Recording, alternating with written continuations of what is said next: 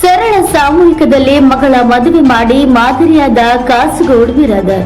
ಹೌದು, ಇಂಡಿ ಪಟ್ಟಣದ ಆರಾಧ್ಯ ಸದ್ಗುರು ಶಾಂತೇಶ್ವರ ದೇವರ ಜಾತ್ರೆಯ ಅಂಗವಾಗಿ ಶಾಂತೇಶ್ವರ ದೇವಸ್ಥಾನದ ಆವರಣದಲ್ಲಿ ಜರುಗಿದ ಸರ್ವಧರ್ಮ ಸರಳ ಸಾಮೂಹಿಕ 12 ಜೋಡಿಗಳ ವಿವಾಹ ಕಾರ್ಯಕ್ರಮವನ್ನು ಕಾಶಿಪೀಠದ ಜಗದ್ಗುರು ಡಾಕ್ಟರ್ ಚಂದ್ರಶೇಖರ್ ಶಿವಾಚಾರ್ಯರು ಜ್ಯೋತಿ ಬೆಳಗಿಸುವ ಮೂಲಕ ಕಾರ್ಯಕ್ರಮಕ್ಕೆ ಚಾಲನೆ ನೀಡಿ ಆಶೀರ್ವಚನ ನೀಡಿದರು.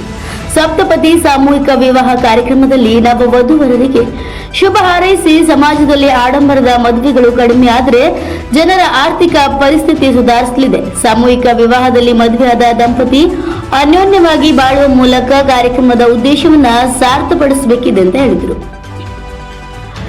ಇಂಡಿ ತಾಲೂಕು ಭಕ್ತಿಯಿಂದ ಪ್ರಸಿದ್ಧಿ ಪಡೆದ ನಾಡಾಗಿದೆ. ಇಲ್ಲಿ ಜನರು ದೊಡ್ಡದಾದ ಹೃದಯವಂತಿಕೆಯನ್ನು ಹೊಂದಿರುವ ಜನರಾಗಿದ್ದು, ಇಂಡಿ ತಾಲೂಕಿನ ಜನರೆಂದರೆ ತಪ್ಪಾಗಲಾರದು.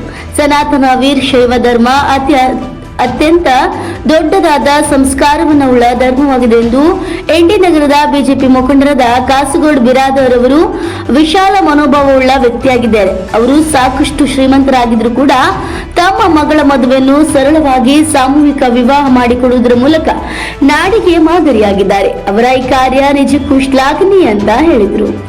ಸಚಿನ್ ಇಂಡಿ, NS TV4 ವಿಜಯಪುರ.